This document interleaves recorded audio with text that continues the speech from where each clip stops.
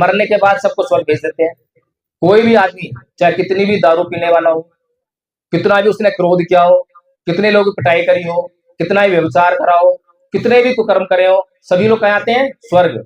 सभी स्वर्गवासी होते हैं। आज तक किसी के नाम के आगे मरने के बाद नरकवासी लिखा हुआ नहीं देखा। ये कैसी व्यवस्था है? ये कैसा सिस्टम है? इसमें समझ में नहीं आता। और कोई गिनती नहीं है कि कितने लोग स्वर्ग गए, कितने लोग नरक गए। आकर किसी ने बताया नहीं कितने लोग आज स्वर्ग में जो है बहुत मजे मार रहे हैं, तुम भी स्वर्ग के लिए प्रयत्न करो। कितने लोग आज नरक में जो है बहुत यातनाएं झेल रहे हैं, तुम बचो। आज जो घटना इस परिवार में हुई है, यहाँ पर बहुत सारे बच्चे मौजूद हैं, वीडियो बन रहा है, बहुत से बच्चों तक पहुंचेगा, तो बच्चों के लिए बहुत बड़ा मैसेज है। इस घटना से उनको जो प्रेरणा लेने की जरूरत है कि कभी भी अपनी जिंदगी में जिद मत कीजिए, उचित और अनुचित का फैसला कीजिए। जो सही हो उसको जरूर कीजिए और जो गलत हो उसको कभी मत कीजिए। अपनी जिंदगी में त्याग को लेकर आइए, अपनी जिंदगी में त्याग का अभ्यास कीजिए। बचपन से त्याग का अभ्यास कीजिए, बचपन से अप्रमाद का अभ्यास कीजिए, आलस को छोड़ने का अभ्यास कीजिए। जब आप बचपन से ये अभ्यास करेंगे तो आपकी जिंदगी में कभी भी कोई भी पल ऐसा नहीं आएगा जब आपके जीवन में दुख आए। दुख तो आएगा लेकिन आपको हिलाकर चला जाएगा। और अगर आप इन बातों का पालन करेंगे तो वो दुख आपको हिला नहीं पाएगा, आपको कष्ट नहीं पहुंचा पाएगा। दुख आया और चला गया।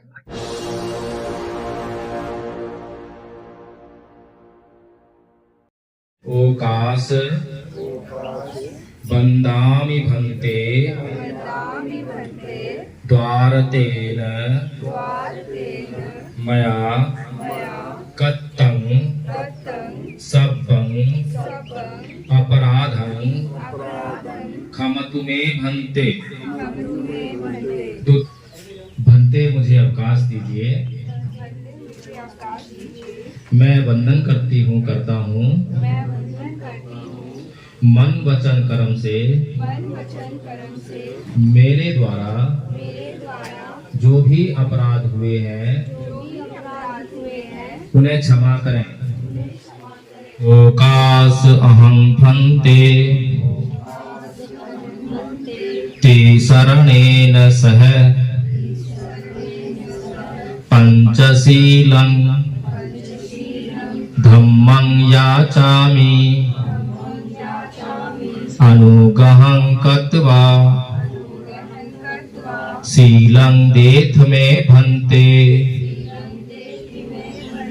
ओं वदामि तं वदेहि आं भन्ते। नमो तस्य भगवतो अरहतो सम्मा सम्बुद्धस्य। बुद्धं शरणं गच्छामि धम्मं शरणं गच्छामि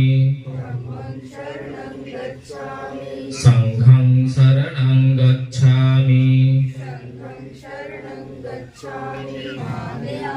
साधु साधु साधु। कि इस संसार में कोई भी प्राणी जन्म क्यों लेता है? इस संसार में दुख ही दुख है, जन्म लेना दुख है। कोई भी प्राणी, चाहे वो मनुष्य हो चाहे कोई अन्य प्राणी हो, कभी भी जन्म लेते हुए हंसता हुआ पैदा नहीं होता। दुख होता है और दुख होने पर ही, कष्ट होने पर ही रोता है। फिर जन्म लेने के बाद उसके साथ में रोग जुड़ जाते हैं। कोई भी ऐसा प्राणी नहीं है जो जन्म लेने के बाद किसी भी प्रकार के रोग से ग्रस्त ना हो। और रोग जो है सबके लिए कष्टकारी है, चाहे वो मनुष्य हो चाहे कोई अन्य प्राणी। फिर उसके बाद बुढ़ापा जुड़ जाता है। जन्म लेने के बाद ही रोग जुड़ता है, फिर बुढ़ापा जुड़ता है और बुढ़ापा भी कष्टकारी है। बुढ़ापे में शरीर में शिथिलता आने लगती है, शरीर मन के अनुरूप कार्य नहीं करता। मन भागना चाहता है, दौड़ना चाहता है, खाना चाहता है, पीना चाहता है, लेकिन ये जो बुढ़ापा है सभी प्रकार की इच्छाओं से उसे वंचित कर देता है। ये प्राकृतिक नियम है। फिर मृत्यु आती है, और कोई भी प्राणी ऐसा नहीं है जिसको मृत्यु आए और वो खुश हो। सभी लोग मृत्यु से भयभीत रहते हैं, सभी प्राणी। कोई भी प्राणी हो, छोटा छोटा प्राणी जो आपको दिखाई ना देता हो, बड़ा से बड़ा प्राणी जो आपको दिखाई देता हो, आप जांच करके देखें, क्या कोई भी प्राणी अपनी मृत्यु को चाहता है? क्या मृत्यु से भयभीत है या नहीं? प्रत्येक प्राणी जो है इस मृत्यु से भयभीत है। तो भगवान बुद्ध ने इसी बात की खोज की कि आखिर ये जो जन्म क्यों हो रहा है। क्या हम केवल इसलिए जन्म लेते हैं कि हम बहुत मेहनत से पढ़ाई लिखाई करें, उसके बाद नौकरी हासिल करें, फिर घर बनाएं और तमाम तरह के साधन जुटाएं और एक दिन मर जाएं? क्या यही जिंदगी है? तो भगवान बुद्ध ने इसका उत्तर दिया कि जिंदगी का मतलब ये नहीं है। जन्म तणहा से हो रहा है, तृष्णा से जन्म हो रहा है, और इस संसार में जन्म लेने के बाद प्राणी का जो अंतिम लक्ष्य है वह है निर्वाण को प्राप्त करना, यानी मुक्त होना। किस बात से मुक्त होना? तृष्णा से मुक्त होना। कैसी तृष्णा है? अभी बताया, पाली में बताया था, काम तणहा, भव तणहा और विभव तणहा। ये जो हमारे भीतर इच्छाएं होती हैं, इच्छा कैसे हो रही है? हमारे पास 6 इंद्रियां हैं। नाक एक इंद्री है, कान एक इंद्री है, त्वचा एक इंद्री है, जीभ एक इंद्री है, आंखें इंद्री है, मन एक इंद्री है। ये सभी इंद्रियों के अपने अपने विषय हैं, और जैसे ही ये इंद्री अपने विषय के संपर्क में आती है, तृष्णा उत्पन्न हो लगती है, वेदना होती है। कैसी वेदना होती है? सुख वेदना या दुख वेदना। जीभ हमारी एक इंद्री है, और जीभ का काम क्या होता है? टेस्ट, स्वाद। स्वाद जो है इसका विषय है। जैसे ही कोई भोजन हमारे जीभ पर आता है तो जीभ बताती है कि यह अच्छा लग रहा है या बुरा लग रहा है, और जैसे ही जीभ ने ये बताया कि यह भोजन अच्छा लग रहा है तो तृष्णा पैदा होती है। कैसी तृष्णा? कि ये और चाहिए। खानी थी 4 रोटी और अच्छा लगने के कारण खा ली 6 रोटी। जो अधिक खाया उसका भुगतान करना पड़ेगा, नुकसान उठाना पड़ेगा। हो सकता है तत्क्षण आपको नुकसान उठाना पड़े, तत्क्षण नहीं तो बाद में आपको नुकसान उठाना पड़ेगा, वो नुकसान आपके शरीर में जमा हो गए। इसी प्रकार से भोजन जीभ पर आया और जीभ ने ये संदेश दिया कि अच्छा नहीं है, घृणा हो गई, द्वेष हो गया, नहीं ये भोजन नहीं खाना है। भोजन बहुत जरूरी था। आजकल बच्चों के सामने ये समस्या रहती है कि जो पौष्टिक भोजन है वो नहीं खाते हैं, और जो फास्ट फूड है उसको बहुत खाने के लिए दौड़ते हैं। फास्ट फूड हम सभी जानते हैं कि ये शरीर के लिए हानिकारक है। तो जो जीभ आपको कह रही है, उसके बाद जो वेदना हो रही है, सुख वेदना और दुख वेदना, इस सुख वेदना और दुख वेदना को जानने के बाद दिमाग से सोचा, विवेक से निर्णय किया कि हमारे लिए क्या सही है और क्या गलत है। तो जो विवेकशील प्राणी होते हैं वो ये जानने के बाद कि हमारे लिए क्या सही है, कितना सही है, तो वे उसको ग्रहण करते हैं, और उतना ही ग्रहण करते हैं जितनी आवश्यकता होती है। अगर आवश्यकता से कम ग्रहण करेंगे तो नुकसान होगा, आवश्यकता से अधिक ग्रहण करेंगे तो नुकसान होगा। इसी प्रकार से हमारी एक एक इंद्री अपने अपने विषयों के संपर्क में लगातार हर पल आ रही है। आंख एक इंद्री है, इसका विषय क्या है? दृश्य। ये जो हम देख रहे हैं, जो भी हमें दिखाई दे रहा है, ये सब इसका विषय है। आंख खोलते ही इसका संपर्क इसके विषय से हो जाता है। विषय या तो अच्छा लगा या बुरा लगा। अच्छा लगने पे और देखना है और देखना है, घंटों घंटों देखते रहते हैं। घंटों घंटों देखोगे तो नुकसान होगा ही। इसी प्रकार से कान एक इंद्री है, और कान एक जो इंद्री है उसका विषय है ध्वनि, यानी जो आवाजें जो आप सुन रहे हैं, ये सब इसका विषय है। या तो अच्छी लगेगी या बुरी लगेगी। अच्छी लगेगी तो और चाहिए, जैसे हम संगीत सुनते हैं, अच्छा लगता है तो सुनते रहते। और जैसे अभी हम जो बातचीत कर रहे हैं, धर्म की बात कर रहे हैं, ये धर्म है। धर्म के बारे में लोगों ने पता नहीं क्या क्या बातें जो है संसार में फैला दी है, जिनसे व्यक्ति का कोई संबंध नहीं है, व्यक्ति के कल्याण का कोई संबंध नहीं है। लेकिन धर्म के नाम पर अंधविश्वास और पाखंड जो है लोगों के दिमाग में भर गया है। लेकिन जो बातें हम कर रहे हैं अभी, इंद्रियों की बातें कर रहे हैं, इंद्रियों के विषयों की बातें कर रहे हैं, इंद्रियों के विषय के संपर्क में आने पर वेदना की बात कर रहे हैं, वेदना से तृष्णा उत्पन्न हो रही है उसकी बात कर रहे हैं। अगर यहाँ पर मनुष्य समझ जाए, जान जाए कि ये मेरे लिए उचित है, ये मेरे लिए अनुचित है, तो उचित को करने लग जाएगा, अनुचित को छोड़ने लग जाएगा, और इससे उसका जीवन सुखी होने लग जाएगा। लेकिन विडंबना है, दुर्भाग्य है समाज का कि समाज जो अच्छी बातें हैं उनकी तरफ शीघ्रता से, जल्दी से अपना ध्यान नहीं लेकर आता है, लेकिन जो उसके लिए गैर जरूरी बातें हैं, गैर जरूरी चीजें हैं, उनकी तरफ दौड़ता है, भागता है।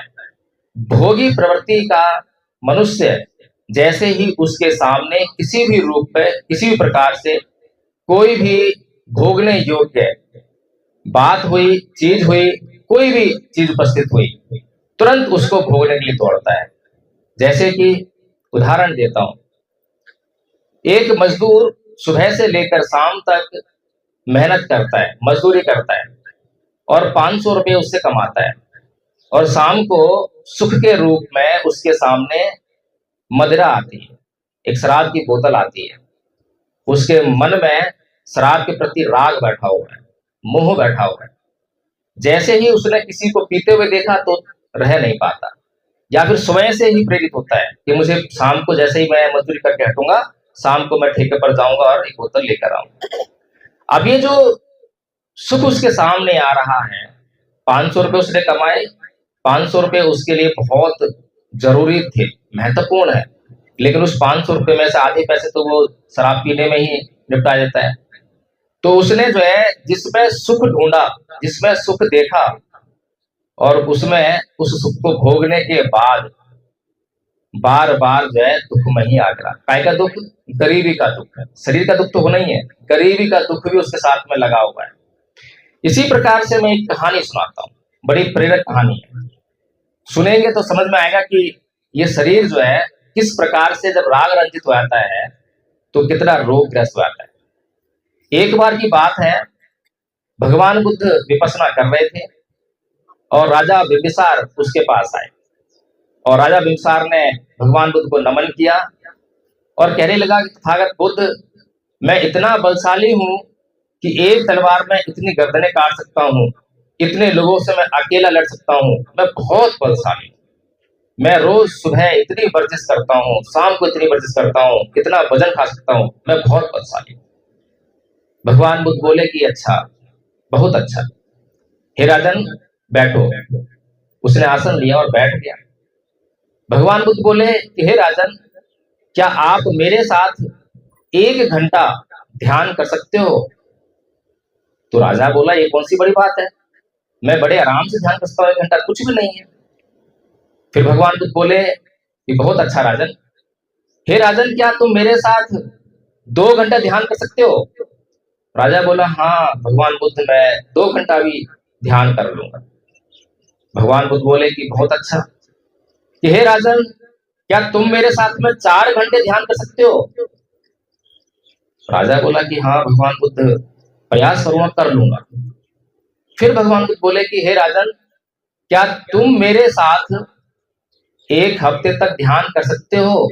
बस अब जो राजा का जो बल था सारा निकल गया, छीण, उसका सारा बल जवाब देने लगा। कितना बलशाली राजा, अपने बल का कितना बखान कर रहा था। लेकिन भगवान बुद्ध जो कभी किसी जिम में नहीं जाते, कभी कोई वर्जिश नहीं की, लेकिन चाहे तो पूरी जिंदगी जो है एक ही आसन में कमर सीधी करके गुजार सकते हैं। अब बताइए कौन ताकतवर, किसकी ताकत ज्यादा? लेकिन संसार जो है, जो भोगी प्रवृत्ति के लोग हम बन चुके हैं, जो हमें दिखाई देता है उसी को सत्य मान लेते हैं, उसके अलावा हम सत्य को पहचान भी नहीं पाते। उदाहरण देता हूं, ये दीवार हमें दिखाई दे रही है। इस दुनिया में 99.9% लोग केवल इस दीवार को दीवार मानकर ही अपनी पूरी जिंदगी गुजार देंगे और कभी इस दीवार के अलावा कुछ और नहीं देख पाएंगे। लेकिन जो 99.9% लोग हैं, उनके अलावा जो लोग हैं, बहुत कम लोग, उनमें से कुछ लोग ये देख पाएंगे कि ये दीवार, इसमें ईंट है, इसमें पत्थर है, रोड़ी है, बदरपुर है, पानी है, ये नाना प्रकार के पदार्थों से मिलकर निर्मित हुई है। फिर उनमें से भी बहुत कम लोग ये देख पाएंगे कि इसमें जो ईंट है उसमें रेत है, पानी है, आग है, मजदूर है, भट्टा है।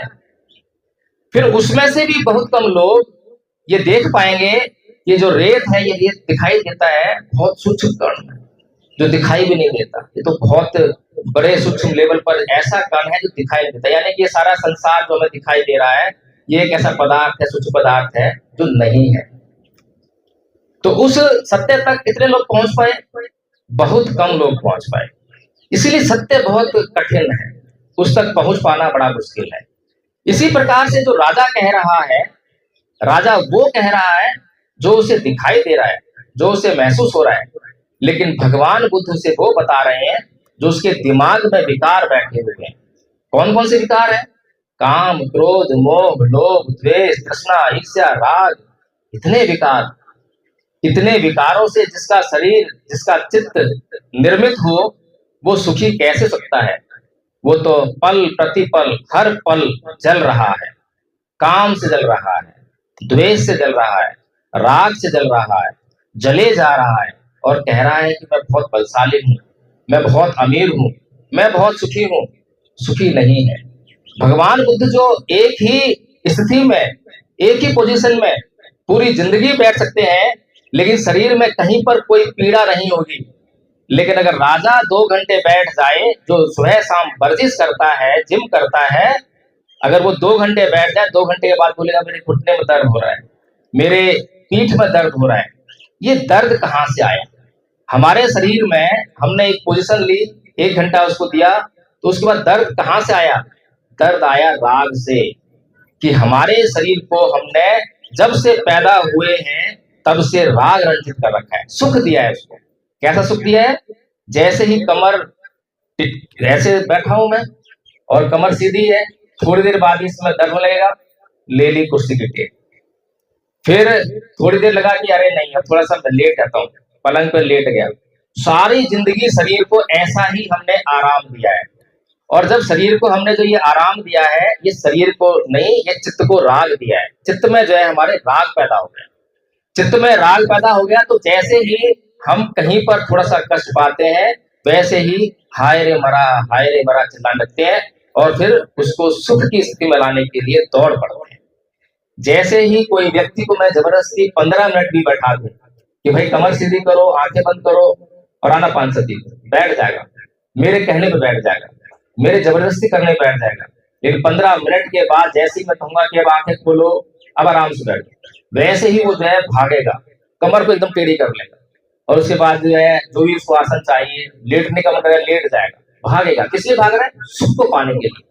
लेकिन जिस बात में वो सुख समझ रहा है कि लेटने में सुख है, इस कुर्सी की टेक लगाने में सुख है, ये सुख नहीं है। इस सुख में उसके लिए दुख छुपा हुआ है। तो इस प्रकार से भगवान बुद्ध जो है इस संसार को इतनी महत्वपूर्ण बातें बताने का काम करते हैं। और पूरे संसार में जो है भगवान बुद्ध की किसी भी बात से कोई भी धर्म का व्यक्ति क्यों ना हो, चाहे वो मुस्लिम हो, ईसाई हो, हिंदू हो, सिख हो, कोई भी व्यक्ति भगवान बुद्ध की किसी भी बात से इनकार नहीं कर सकता। अभी आराम से बैठ जाए और थोड़ा सुनने का प्रयास करें, क्योंकि ये जो कर्म कांड है, कर्म कांड हमारे लिए किसी लाभ का नहीं है, उससे कोई लाभ होने वाला नहीं है। ये जो हमने यहाँ पर मोमबत्ती जलाई है, 5 जलाई है, 10 जला देंगे तो कोई लाभ होने वाला नहीं है। 5 की जगह पर 1 भी जलाएंगे तो भी कोई नुकसान होने वाला नहीं है। अगरबत्ती जलाई है, जला दी है तो कोई फायदा नहीं हो रहा, और नहीं जलाएंगे तो कोई नुकसान वाला नहीं है। ये कुल मिलाकर जो है एक व्यवस्था है, प्रतीक है, प्रतीकात्मक है। ये देखने से मालूम पड़ता है कि यहाँ पर कौन से लोग बैठे हैं, देखने से मालूम पड़ता है कि यहाँ पर जो है बौद्ध लोग बैठे हैं और बौद्ध परंपरा के अनुसार यहाँ पर आज शांति पाठ हो रहा है। केवल इसलिए ये साथ सच्चा है, इसके अतिरिक्त इसका कोई महत्व नहीं है। लेकिन जिन बातों का महत्व है, उन बातों को अगर हमने नहीं समझा तो फिर हमारे लिए वो बातें किसी काम की नहीं है। एक और उदाहरण देता हूं। एक व्यक्ति, उसका पुत्र जवान हुआ। जब जवान हुआ तो उसने अपने बेटे की शादी तय कर दी, और जब उसने अपने बेटे की शादी तय कर दी तो लड़की वालों की इच्छा हुई कि वो अपनी बेटी को 4 पहिए की गाड़ी दे, एक कार दे। अब जो पिता पुत्र हैं उन्हें गाड़ी चलानी नहीं आती।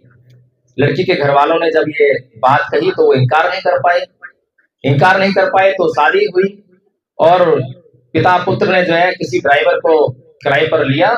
उससे कहा कि भैया वो गाड़ी वहां से उठाकर जो यहाँ छोड़ दो हमारे घर। अब वो ड्राइवर गया और गाड़ी लेकर आ गया और गाड़ी को वो घर के सामने लगा दिया। अब पिता पुत्र ने उस गाड़ी को चलाना कभी सीखा नहीं। गाड़ी की तो उम्र है, 15 साल के बाद जो है सरकार उठा के ले जाएगी। 15 साल ऐसी ही गाड़ी खड़ी रही, और वो बस क्या काम करती रही कि ये घर अमीर है, इस घर के पास गाड़ी है, बस एक नाक वहां पे जो है बनी रही। इसके अलावा जो गाड़ी थी, जिस गाड़ी में बैठकर वो लंबी लंबी यात्राएं कर सकते थे, उसका सुख प्राप्त कर सकते थे, वो केवल इसलिए नहीं कर पाए क्योंकि उस गाड़ी को चलाना उन्होंने नहीं सीखा। इसी प्रकार से ये जो कार्यक्रम आज आप लोगों के बीच में धम्म संघ के माध्यम से आज यहाँ पर उपस्थित किया गया है, धम्म संघ ने भी छोटा सा कोर्स बनाया, छोटा कोर्स, लेकिन ये कोर्स है हमने अब तक 158 लोगों को याद करा दिया। अब याद कराना तो आसान है, अभी जो मैंने बोला है जितना भी पाली में, वो याद करना आसान है। 1 दिन लगेगा, 1 महीना लग जाएगा, 1 साल लग जाएगा, याद कर लोगे, फिर उसको गाते फिरोगे, गाते रहो, खूब गाते रहो, उससे क्या होने वाला है। इसी तरह से जो हमने कोर्स कराया, उस कोर्स में बहुत महत्वपूर्ण बातें हैं, जैसे कि खमायाचना हमने अभी की, ओकाश बंदामि भंते द्वार तेन मया कत्तं सब्बं अपराधं खमतु मे भंते, कि मुझे क्षमा कीजिए। किस बात के लिए क्षमा कीजिए? कि मुझसे जाने अनजाने 3 द्वारों मन वचन कर्म से कुछ ना कुछ अपराध जरूर हुए होंगे, चाहे मैं जानता हूं या नहीं जानता हूं, अपराध तो हुए होंगे। और जब अपराध हुए हैं तो मैंने मुझसे अपराध में तो मुझे क्षमाशील रहना चाहिए। हमारा मूल मंत्र है, लिखा हुआ है, क्षमा करना सीखिए, सहनशील बनिए, धैर्य रखिए, अप्रमादी रहिए, और सब कुछ बदलने वाला है, सब कुछ बदलने वाला है। कोई भी स्थिति एक समान नहीं रहती है, ना तो सुख हमेशा रहेगा, ना ही दुख हमेशा रहेगा। लेकिन जो इन बातों को नहीं समझते हैं, वे सुख आने पर बहुत नाचते गाते हैं। बर्थडे आया तो डीजे लगाया, और डीजे पे गाने लगाए और पूरी रात नाचे, खूब नाचे, और वहीं अगले दिन परिवार में किसी की मृत्यु हो गई तो वो छाती पीट पीट कर रो रहे हैं। ये अधर्म है। ये सभी जानते हैं कि इस संसार में जिसने जन्म लिया है उसकी मृत्यु भी बिल्कुल स्पष्ट है, निश्चित है। एक दिन प्रत्येक को मरना है, लेकिन मरना सभी को है, किसी भी क्षण मर सकता है। कोई कोई तो पैदा होते ही मर जाता है, कोई कुछ दिनों बाद मरता है, कोई कुछ सालों बाद मरता है, कोई एक्सीडेंट से मरता है, कोई हार्ट अटैक आने से मरता है, कोई वृद्धावस्था में बीमार होकर मरता है। मरते सभी हैं, मरना निश्चित है, ये सभी जानते हैं, सभी जानते हैं, बस इतना ही है। लेकिन इसके बाद क्या इस सच्चाई को सभी स्वीकार करते हैं? स्वीकार कोई नहीं करता, क्योंकि स्वीकार करने में बड़ा कष्ट है, बड़ा कष्ट है। एक माता पिता अपने बच्चे से कहते हैं कि बेटा सुखी जिंदगी जीनी है तो पढ़ ले। अभी जो पढ़ने की बात है, सुखी जिंदगी की बात है, ये बच्चा समझ गया, जानता है कि हाँ मेरे पिता सही कह रहे हैं। वो सही कह रहे हैं कि अगर मैं पढ़ाई लिखाई करूंगा, अच्छी से पढ़ाई करूंगा, तो मैं सुखी जीवन जीऊंगा।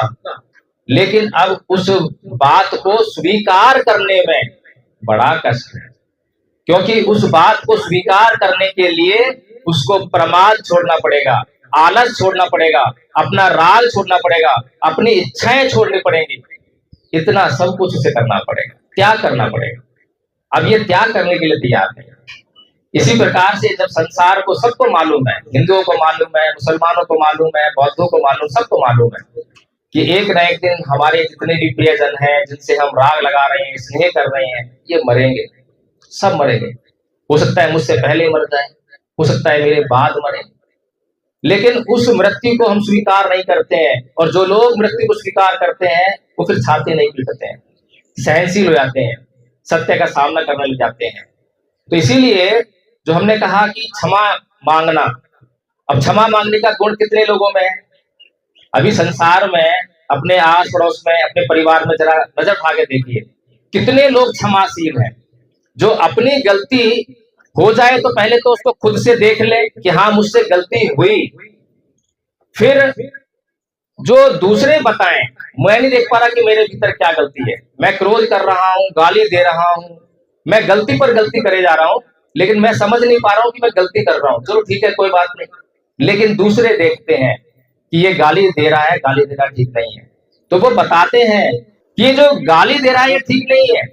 फिर वो बताता है उसको कि भाई देखो, जो तुम गाली दे रहे हो ठीक नहीं है।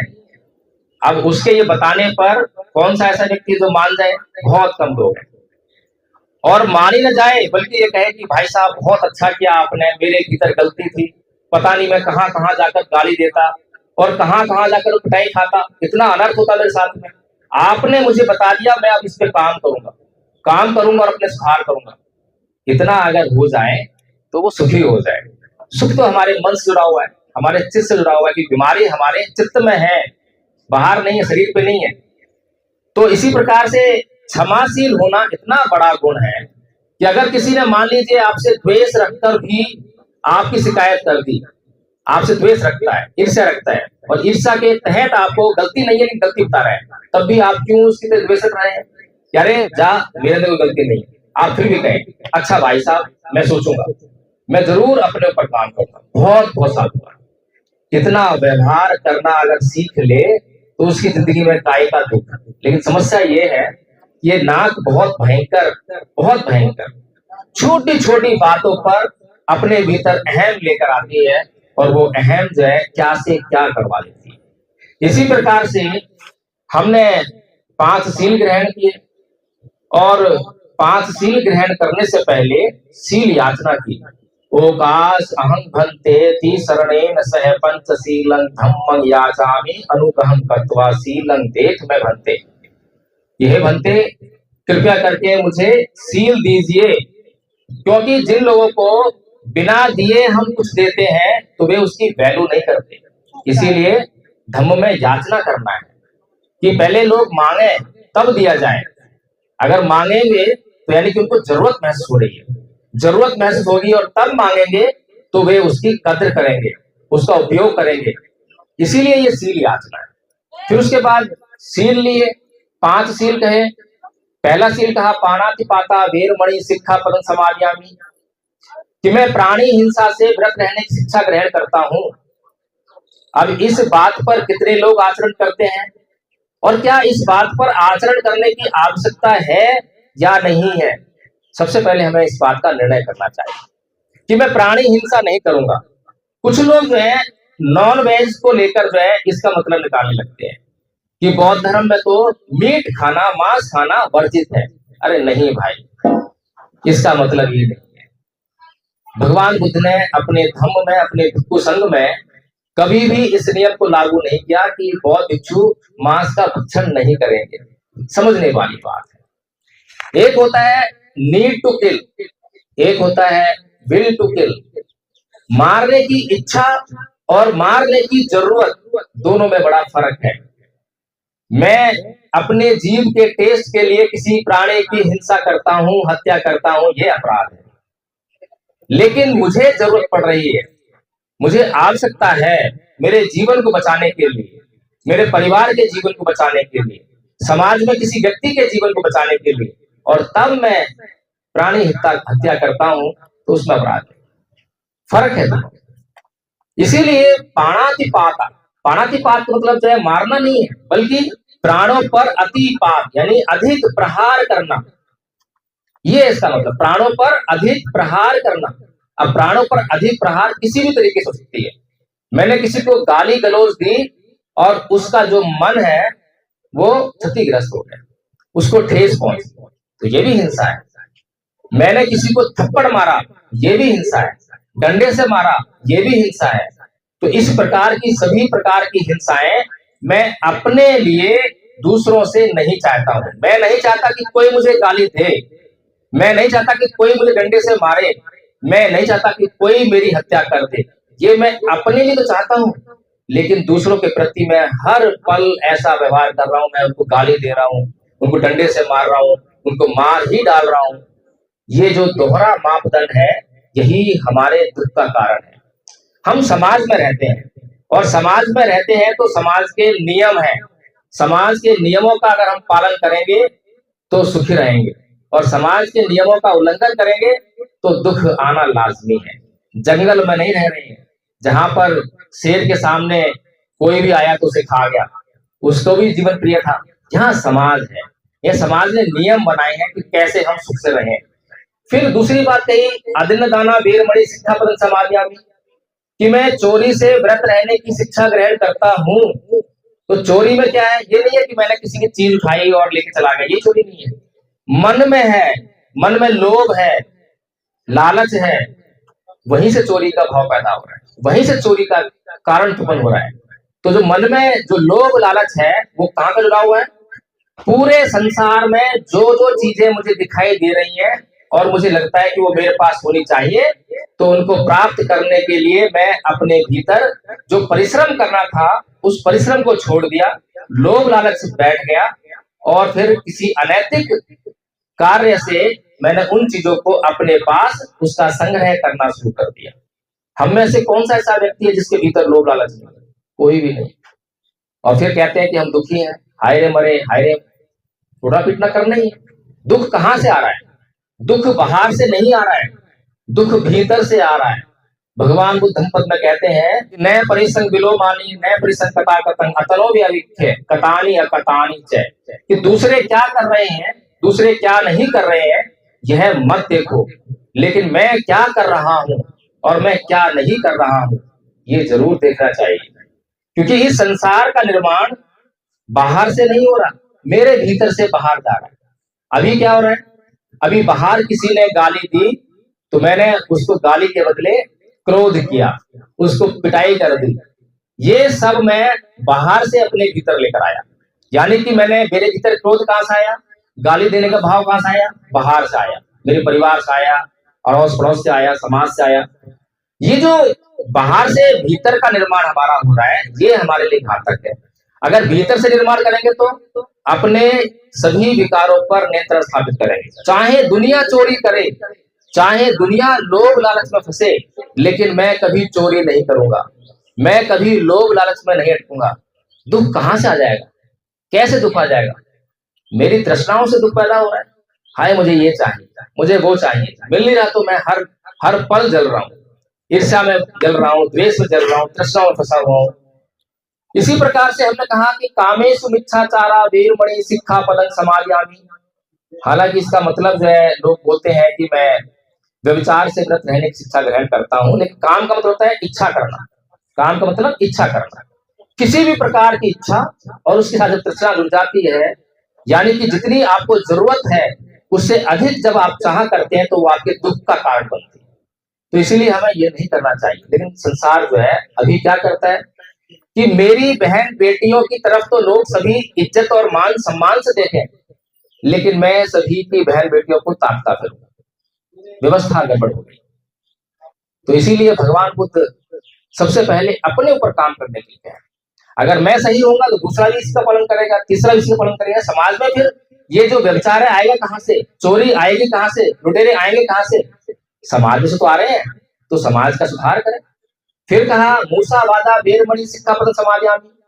कोई नहीं चाहता कि कोई मुझे झूठ बोले, धोखा दे, लेकिन हम सबसे झूठ बोले, सबको धोखा देते रहे, सबसे मजाक करते रहे, उनको कष्ट आते रहे। तो इस प्रकार भगवान बुद्ध ने बहुत महत्वपूर्ण बात कि मैं असत्य भाषण नहीं करूंगा, चुगली नहीं करूंगा, निंदा नहीं करूंगा, व्यर्थ की बातें नहीं करूंगा। इसी प्रकार से बोला कि सुरामेर मद्यपमाद खाना वीरमणि सिक्खापदं समादयामि। नशीली चीजों का सेवन नहीं करूंगा और प्रमाद के स्थानों पर नहीं जाऊंगा, आलस नहीं करूंगा। तो इस प्रकार से ये 5 बातें हमारे कोर्स में शामिल हैं। हमने अब तक ये बातें 158 लोग सिखाई हैं। और क्या सिखाया है? धम्म पालन का था, सब पापस अकरणं कुशलस्य कुसंपदा सचित्त पर्युत्पन्नं एतं बुद्धानुशासनं। सभी प्रकार के पाप कर्मों का नहीं करना और सभी प्रकार के पुण्य कर्मों का यानी अच्छे कर्मों का करना और अच्छे और बुरे कर्मों के बीच के भेद को जानने के लिए अच्छे और सच्चे चित्त का निर्माण करना, यही बुद्धों का शासन है, यही धर्म है। लेकिन क्या हमने इस बात को समझा? क्या दुनिया के सभी लोग इस बात को मानते हैं कि यही धर्म है? नहीं। जिस दिन दुनिया के सभी लोग इसी को धर्म मानने लग जाएंगे तो सही और गलत का फैसला करने लग जाएंगे और सही काम को करने लगेंगे और गलत काम को करने से अपने आप को रोकने लगेंगे। लेकिन समस्या ये है कि बातें कहना आसान है, बातों का आचरण करना मुश्किल है। इसी प्रकार से हमने जो है धम्मपद के 5 पद उसमें रखे। पहला है मनोपुपंगमा धम्मा मनोसेठा मनोमया मरसा च पदुठेन भासति वा करोति वा ततो नन दुखमद्वेति चक्कं वै वैतो पदम्। दूसरा है मनोपुपंगमा धम्मा मनोसेठा मनोमया मरसा च पसलेन भासति वा करोति वा ततो नन सुखमद्वेति छाया वे अनुपायेन। ये दोनों पद जो मन की बात कर रहे हैं। ये कह रहे हैं कि मन ही श्रेष्ठ है, मन सभी प्रवृत्तियों का अगुवा है। प्रत्येक कर्म सबसे पहले मन में आता है। तो भगवान बुद्ध कहते हैं अगर आपके जिंदगी में प्रत्येक कर्म सबसे पहले मन में आ रहा है तो मन की स्थिति को अगर आप सुधार लो तो आपके कर्म सुधर जाएंगे। मन ही तो है बदमाश। अगर मन को हमने सही कर लिया तो कर्म हमारे गड़बड़ नहीं होंगे।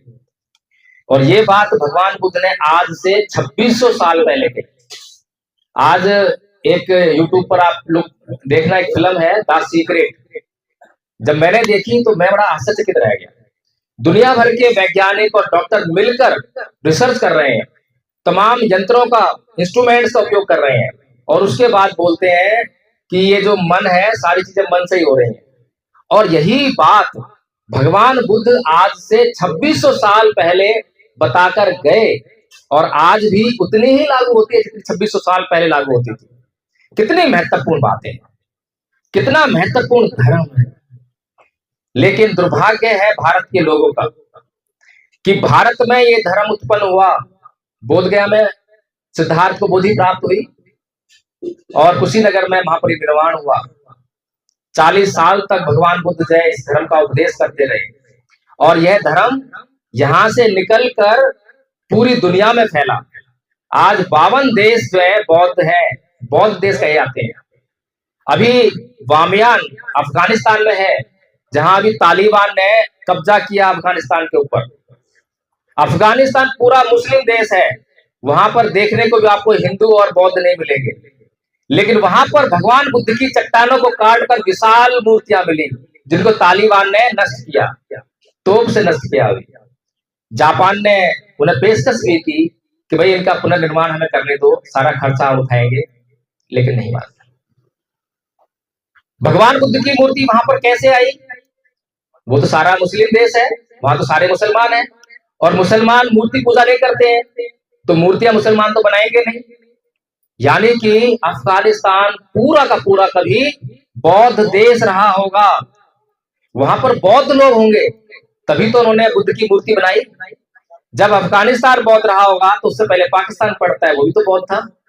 पाकिस्तान में बहुत सारे स्तूप मिलते हैं भगवान बुद्ध के। पूरा भारत बौद्ध में था और जब ये जम्बू द्वीप कहलाता था पूरा का पूरा बौद्ध में था, तो यहाँ पर सुख शांति और समृद्धि का वास था, क्योंकि भगवान बुद्ध की देशनाओं का लोग पालन करते थे, आचरण करते थे। लेकिन उसके बाद एक प्रतिक्रांति हुई। क्रांति होती है, उसका प्रतिक्रांति होती है। पुष्यमित्र शुंग ने एक प्रतिक्रांति की ब्राह्मण धर्म को स्थापित करने के लिए। जो बौद्ध राजा था बृहदत्त मौर्य, उसकी धोखे से हत्या कर दी और उसके बाद ब्राह्मण धर्म को यहाँ लागू किया। तो कोई बात नहीं, ब्राह्मण धर्म लागू हुआ, कोई बात नहीं। लेकिन ब्राह्मण धर्म ने यहाँ पर क्या किया, ये महत्वपूर्ण है। इस देश के लोगों के लिए अच्छा किया या बुरा किया? अभी हमारे लोग किस संस्कृति में जीते हैं, कैसी बातें करते हैं? ईंट का जवाब पत्थर से देना। अगर इसने मुझे कुछ कह दिया तो छोड़ूंगा नहीं, एक कहिए 4 कहूंगा। ऐसी बातें हम सबके दिमाग में बैठी हुई है। गलत तो नहीं कह रहा मैं? बाबा साहेब की मूर्ति तोड़ दी, छोड़ेंगे नहीं, सबक सिखाएंगे। ये कौन सी संस्कृति है? बुद्ध कहते हैं नाही वेरेण वेराणी समन्ति दुराचरण अवेरेण च समन्ति ऐस धम्मो सनातनो, कि वैर से कभी वैर शांत नहीं होता, अवैर से ही वैर शांत होता है। और हम क्या कह रहे हैं? छोड़ेंगे नहीं। तो इसका मतलब जो हमारी प्राचीन संस्कृति थी, वो जो हमें सुख दे रही थी, उसको बदलकर जो ये संस्कृति आई कि ईंट के जवाब पत्थर से देंगे, इसने हमारा नुकसान करना शुरू कर दिया। कैसा नुकसान किया? हमने अपने बच्चों को क्या सिखाया? बेटा तुझे कोई एक बात कहे तो सुन के मत आइयो, चार सुना के आइयो, पीट के ही आइयो, अगर पिट के आया तो तुझे पीटेंगे, ऐसे खाते हैं। इसका क्या परिणाम हुआ? बच्चे की परीक्षा थी, सुबह सुबह परीक्षा देने के लिए निकला और रास्ते में चार लोग टकरा गए उसी संस्कृति के। उन्होंने थोड़ी बात उससे कही, उसको सहन ना हुई, गाली गलौज हो गई, उससे सहन ना हुई। और सहन तो हुई नहीं, बल्कि उसने क्या सीखा था? एक की चार कहने की। उन्होंने एक गाली दी, उसने चार गाली दी। उन्होंने उसकी पिटाई कर दी, पिटाई कर दी। छुरा था, छुरा भी भोग दिया। बंदूक थी, उसकी गोली मार के हत्या कर दी। ऐसा होता है नहीं होता? मैं कोई भी बात बोल रहा हूं, अगर व्यवहार में ना होती हो, अगर ऐसी घटनाएं ना घटती हो, तो मुझे कोई भी आके रोक देना यहाँ पर। अब हमारे बच्चे की हत्या कैसे हुई? उस हत्या के लिए कौन सी संस्कृति जिम्मेदार है? एक संस्कृति ये कहती है कि ईंट के जवाब पत्थर से देना, दूसरी संस्कृति ये कहती है कि वैर से कभी वैर शांत नहीं होता, कि बेटा अगर तुम्हें कोई गाली दे तो चुप रहना, उनसे कारण पूछना। हो सकता है तुम्हारे भीतर गलती हो, तुम्हारे गलती करने के कारण उसने गाली गलौज करी हो, क्षमा मांग लेना, मामला शांत हो जाएगा। भगवान बुद्ध की संस्कृति अगर उस बच्चे के घर में होती तो क्या उस बच्चे की हत्या होती? हम कौन सी संस्कृति को अपने भीतर लेकर आ रहे हैं? कौन सी संस्कृति ने हमारे दिमाग पर जो है कब्जा किया हुआ है? पल प्रतिपल, हर पल हम उस ब्राह्मण संस्कृति का शिकार हो रहे हैं, लेकिन समझ नहीं पा रहे हैं। क्यों? क्योंकि टीवी में, रेडियो में, मोबाइल पर, यूट्यूब पर, फेसबुक पर जितने भी साधन है, सब पे प्रचार वही हो रहा है। दिमाग कोई लगा नहीं रहा है। किसी ने कह दिया कि एक बच्चा गया, उड़ के गया और सूरज को निगल लिया, हमने मान ली, सवाल नहीं किया, सोचा नहीं कि सूरज कितना बड़ा है भाई, बच्चा कहाँ पे पैदा हुआ, कितना बड़ा था, कैसे गया, कोई प्रश्न नहीं। प्रश्न करना तो बंद, क्योंकि ब्राह्मण संस्कृति जो है जानती है कि कल्पनाओं पर आधारित है, नुकसान करने वाली है। अगर लोगों ने प्रश्न करना शुरू कर दिया तो फिर से क्रांति हो जाएगी, और फिर से क्रांति हो जाएगी तो क्या होगा? गलत चीजें समाज से निकल जाएंगी और अच्छी चीजें समाज में स्थान ले लेंगी। इसीलिए वे लगातार दिन रात इन बातों का प्रचार प्रसार करते हैं। हमारे छोटे बच्चों के मन में ये बात डाल देते हैं कि एक बच्चा उड़कर गया और सूरज को निगल लिया। हमारे छोटे छोटे बच्चों के मन में ये बात डाल देते हैं कि एक बच्चे की गर्दन कट गई, उसको जिंदा करने के लिए एक हाथी की गर्दन लाकर उस पर फिट कर दी गई।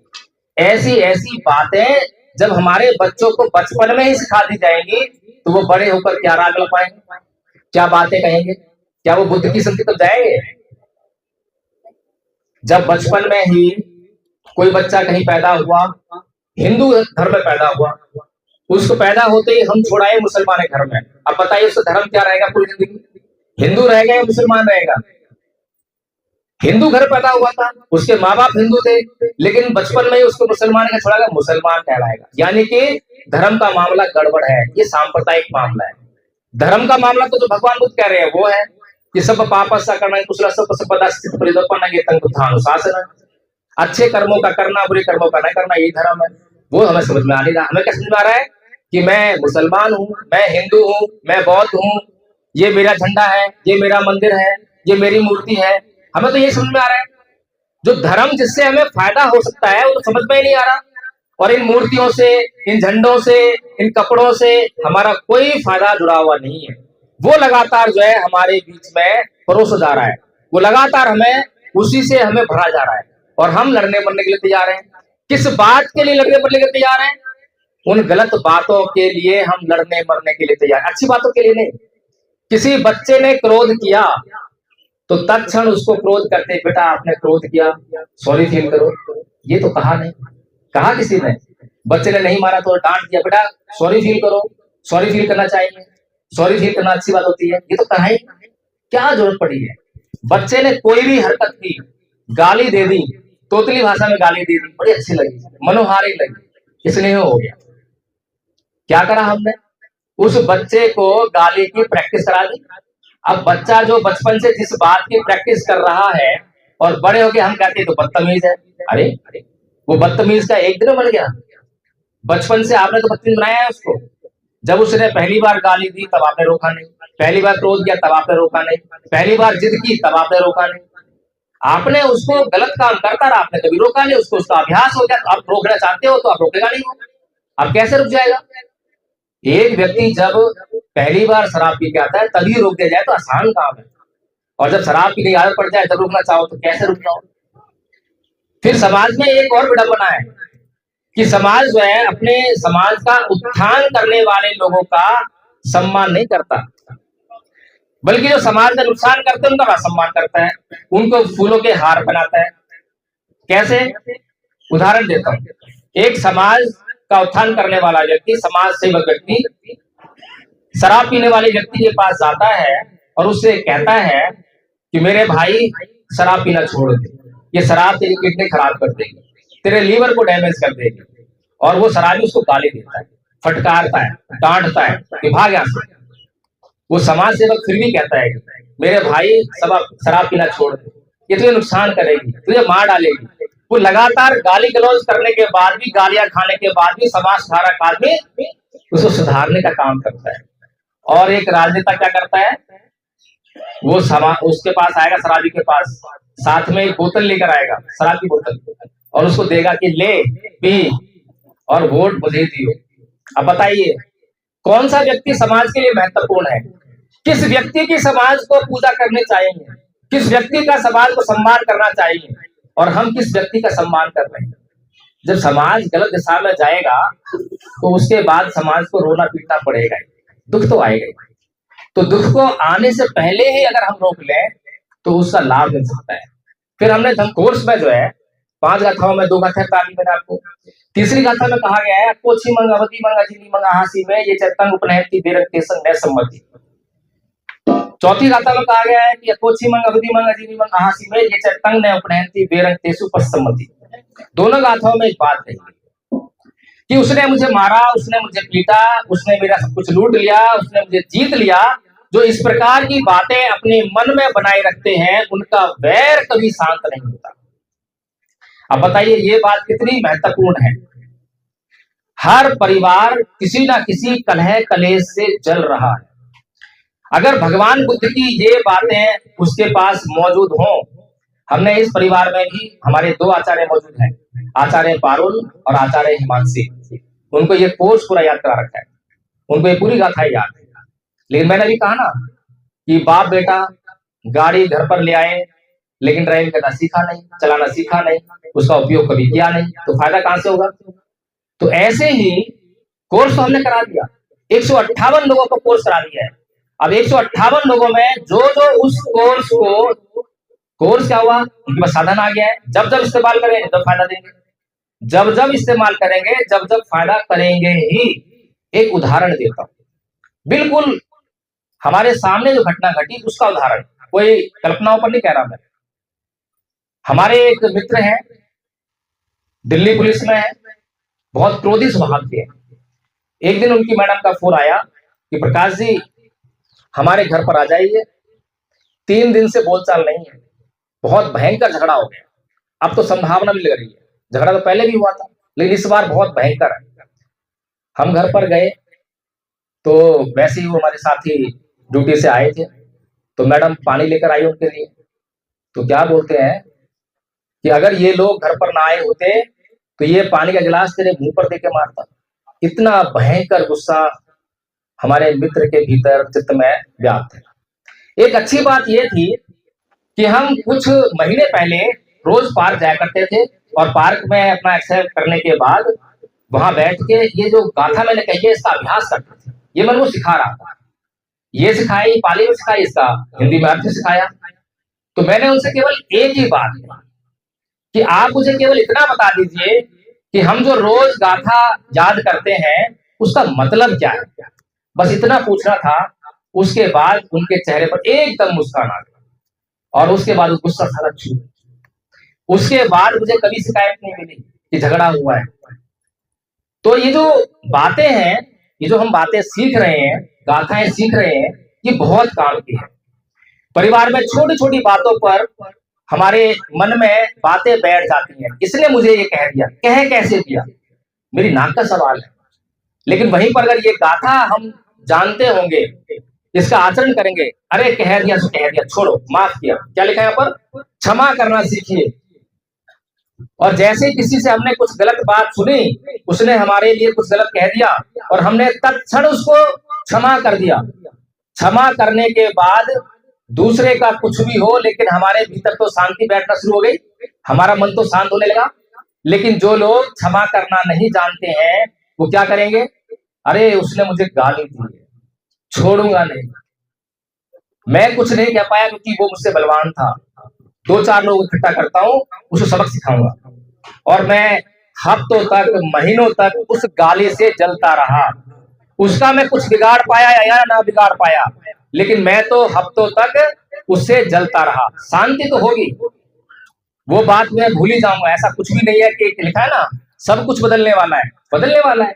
वो गाली का जो कुछ स्वचित में जो बैठा है वो भी निकलेगा, लेकिन समय लग जाएगा। लेकिन भगवान बुद्ध की बातों पर जो अमल करते हैं, भगवान बुद्ध के धम्म में जो रख जाते हैं, वो तत्क्षण शांति को प्राप्त होने लगते हैं। भगवान बुद्ध का धम्म, अभी हमने कहा ऐहि पश्चिको, आओ और देखो। ऐसा नहीं है कि अभी हम कुछ कर्म करेंगे तो उसका अगले जन्म में फल मिलेगा, नहीं। अभी आप कर्म करोगे, अभी फल मिलेगा। अभी आप किसी को क्षमा करोगे, तुरंत आपको शांति मिलेगी, शांति मिलेगी। और जब शांति मिलती है तो आप जो भी काम करते हो, वो काम के परिणाम अच्छे आने लगते हैं, वो सफल होता है। लेकिन अगर आपके मन में शांति नहीं है तो वो काम सफल हो जाए इसके चांस कम हो जाते हैं। तो इसलिए आदरणीय उपस्थित समाज, आज हम जिस कारण से यहाँ उपस्थित हुए हैं, उस कारण पर भी हमें गौर करना चाहिए।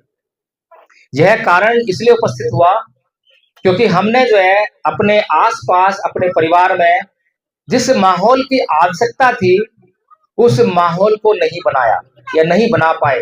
कहीं ना कहीं हम फेल रहे। मैं खाली एक इस परिवार की बात नहीं कर रहा हूं, मैं अपने परिवार की बात भी कर रहा हूं। मेरे परिवार में ऐसा ही है। आज हर एक परिवार जो है इस विषैली संस्कृति की गिरफ्त में है।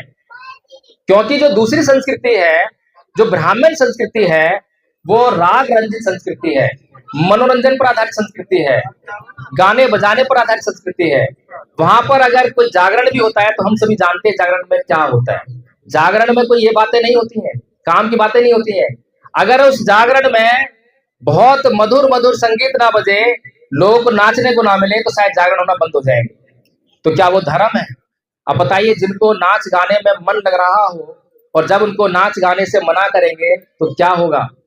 जिनको कपड़े, सुंदर सुंदर कपड़े पहनने में मजा आ रहा हो और उनको कपड़े सुंदर ना मिले या कपड़े ना उनकी मर्जी के हिसाब से दिए जाएं, तो फिर क्या होगा?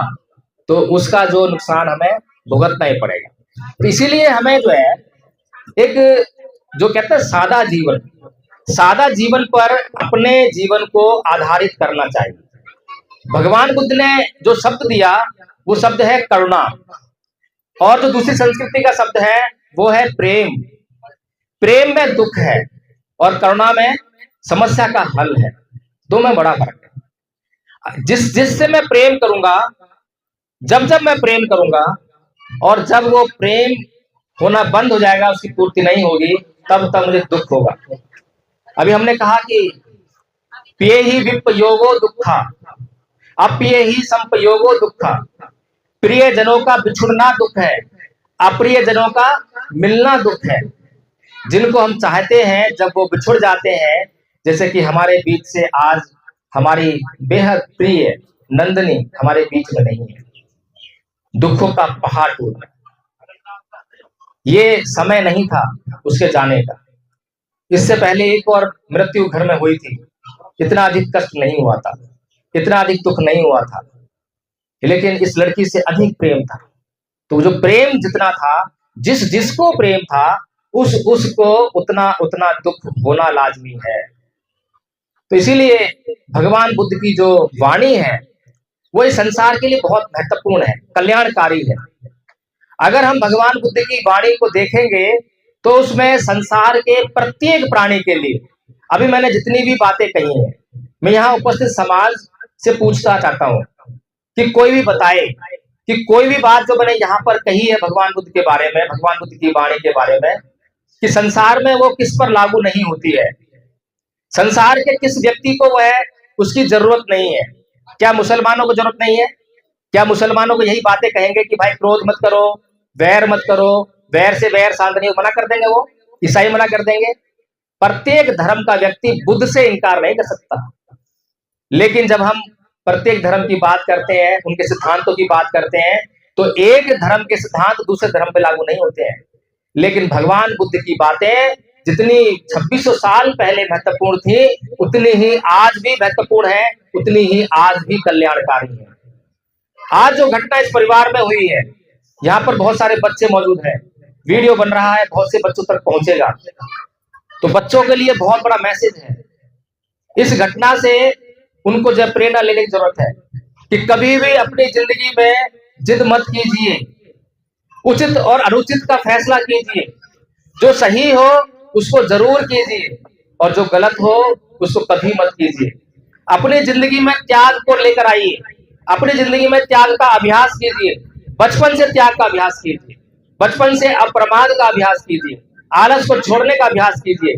जब आप बचपन से ये अभ्यास करेंगे तो आपकी जिंदगी में कभी भी कोई भी पल ऐसा नहीं आएगा जब आपके जीवन में दुख आए। दुख तो आएगा लेकिन आपको हिलाकर चला जाएगा, और अगर आप इन बातों का पालन करेंगे तो वो दुख आपको हिला नहीं पाएगा, आपको कष्ट नहीं पहुंचा पाएगा।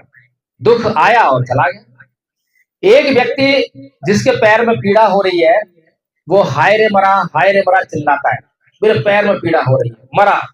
दूसरा व्यक्ति जो समता में स्थित है, बुद्ध की बातों को मानने वाला है, उसके पैर में भी पीड़ा हो रही है लेकिन उफ तक नहीं करता है, सहन करता है। सहनशील बनिए। एक एक बात महत्वपूर्ण है। मैं चाहे रोऊं, चाहे पीटूं, कितना भी चिल्लाऊं, वो जो दुख हो रहा है, जो दर्द हो रहा है, वो समाप्त होने वाला नहीं है। और मैं रोने पीटने के बजाय उसका कुछ इलाज करूं तो वो दुख दूर हो सकता है। कारण को नष्ट कर दूं तो दुख दूर हो जाएगा।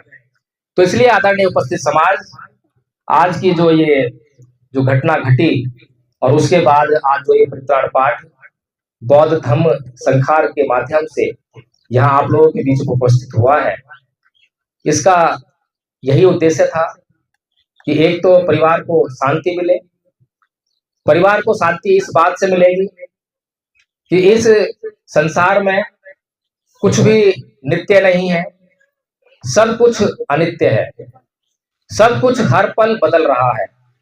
मैं भी जब बोलना शुरू किया था तब कुछ और था और अब कुछ और हूं, बहुत बदल चुका हूं, बेशक वो हमें दिखाई नहीं दे रहा।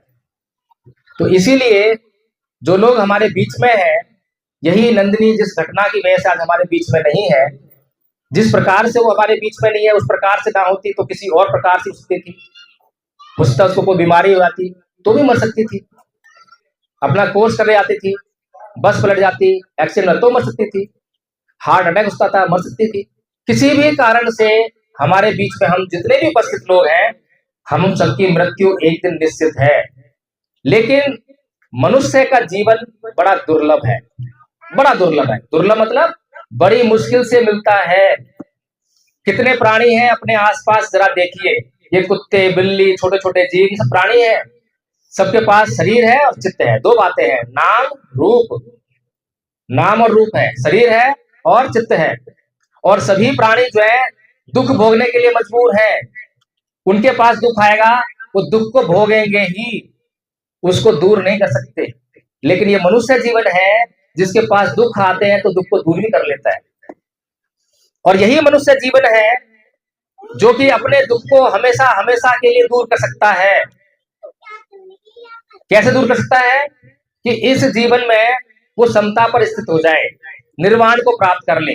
केवल मनुष्य ही निर्वाण को प्राप्त कर सकता है, इसके अलावा जो अन्य प्राणी है वो निर्वाण को प्राप्त नहीं कर सकते हैं। क्योंकि निर्वाण को प्राप्त करने के लिए आपको अपने चित्त को समता पर स्थित करना पड़ेगा, चित्त को परिशुद्ध करना पड़ेगा, चित्त में से जितने भी विकार हैं, काम, क्रोध, मोह, लोभ, द्वेष, तृष्णा, ईर्ष्या, राग इत्यादि, इन सबको निकाल के बाहर करना पड़ेगा। बिल्कुल प्योर, किसी के प्रति कोई भाव नहीं। ऐसा चित्त जब तैयार हो जाएगा तो आप मुक्त। तो इसलिए ये जो मनुष्य जीवन है बहुत महत्वपूर्ण है। इस जीवन का हमें लाभ उठाना चाहिए। कभी भी अपने से तो स्वयं से नष्ट ना करें। कोई भी पीड़ा हो सकती है, कोई भी कष्ट आ सकता है, कोई भी जरूरत जो आपकी पूरी नहीं हो रही है, हो सकता है कि वो जरूरत पूरी ना हो, लेकिन इसका मतलब ये नहीं है कि अपने जीवन को हम नष्ट कर। जीवन को नष्ट नहीं करना है, बल्कि जीवन को निर्वाण पथ पर लेकर आना है और उस निर्वाण को हासिल करने की तरफ बढ़ना है। अगर हम इस निर्वाण पथ पर अग्रसर भी हो गए तो भी कम से कम अगली बार जब जन्म होगा तो कम से कम मनुष्य जीवन में ही आए। जला दो उसको, बुझा दो। ठीक है, देखिए ये भी कारण है। जब आग लगने का कारण उपस्थित हुआ तो आग लगेगी। चाहे हम पूजा पाठ कर रहे हैं, अच्छी बात कर रहे हैं, कोई फर्क नहीं है। जो घटना कब घटती है? जब घटना घटने का कोई कारण उपस्थित होता है तो घटना घटती ही है, उसे कोई रोक नहीं सकता, चाहे हम कितना भी पूजा पाठ कर लें। इसी पर एक और छोटी सी कहानी सुना देता हूँ, थोड़ा सा और चेतना जागेगी। एक व्यक्ति नदी के किनारे खड़ा होकर, बड़ी ठंड का समय था, और नंगा होकर जो है और हाथ जोड़कर पूजा पाठ कर रहा है। और भगवान को देख रहे हैं कि भाई ये आदमी तो बड़ा कष्ट में है, इतनी ठंड में, इतनी सर्दी पड़ रही है, और वो जो है पूजा पाठ करने में लगा हुआ है, कुछ मंत्रोच्चारण कर रहा है। भगवान वो उसके पास गए, उससे पूछा कि भाई ये तुम क्या कर रहे हो? तो कहता है कि मैं स्वर्ग जाने के लिए रास्ता तैयार कर रहा हूँ। भगवान बुद्ध को बड़ा आश्चर्य हुआ, अरे ऐसे नंगा होकर मंत्रोच्चारण करने से स्वर्ग पहुंच जाएगा? हाँ, ऐसा ही विधान है, ऐसा शास्त्रों में लिखा है। अच्छा, तो एक बात बताओ कि अगर यहाँ पर खड़ा होकर मैं भी मंत्रोच्चारण करूं और मैं ये कहूं कि हे नदी के दूसरे किनारे, मुझे तेरे पास आना है, तू एक काम कर, तू इधर आ जा, मैं पार ना करना पड़े, तू इधर आ जा ताकि मैं उस पार चला जाऊं, तो क्या वो नदी का किनारा इधर आ जाएगा? तो वो व्यक्ति बोलता है कि हे भगवान बुद्ध, ये कैसे संभव है? तो उसको बताया, समझाया कि जब वो नदी का किनारा मंत्र पढ़ने से, मंत्रोच्चारण करने से इधर नहीं आ सकता है, तो फिर तू जो है यहाँ पर मंत्र पढ़ने से स्वर्ग में कैसे जा सकता है? स्वर्ग में जाने के लिए तो अच्छे कर्म करने पड़ेंगे। अच्छे कर्म करो तो स्वर्ग मिलेगा, बुरे काम करोगे तो नरक मिलेगा। कुछ लोग बोलते हैं कि स्वर्ग और नरक यहीं पर है। चलिए ये भी बात ठीक है, यहीं पर है तो स्वर्ग हमारे हाथ में है और नरक भी हमारे हाथ में है। तो हम हर पल क्या बना रहे हैं? हम हर पल किन बातों का निर्माण कर रहे हैं? हमारे परिवारों में स्वर्ग है या नरक है? नरक, नरक, नरक, नरक। और मरने के बाद सबको स्वर्ग भेज देते हैं। कोई भी आदमी चाहे कितनी भी दारू पीने वाला हो, कितना भी उसने क्रोध किया हो, कितने लोग पिटाई करी हो, कितना ही व्यभिचार करा हो, कितने भी कुकर्म करे हो, सभी लोग कहाँ आते हैं? स्वर्ग। सभी स्वर्गवासी होते हैं। आज तक किसी के नाम के आगे मरने के बाद नरकवासी लिखा होगा नहीं देखा। ये कैसी व्यवस्था है? ये कैसा सिस्टम है? इसमें समझ में नहीं आता। और कोई गिनती नहीं है कि कितने लोग स्वर्ग गए, कितने लोग नरक गए। आकर किसी ने बताया नहीं कितने लोग आज स्वर्ग में जो है बहुत मजे मार रहे हैं, तुम भी स्वर्ग के लिए प्रयत्न करो।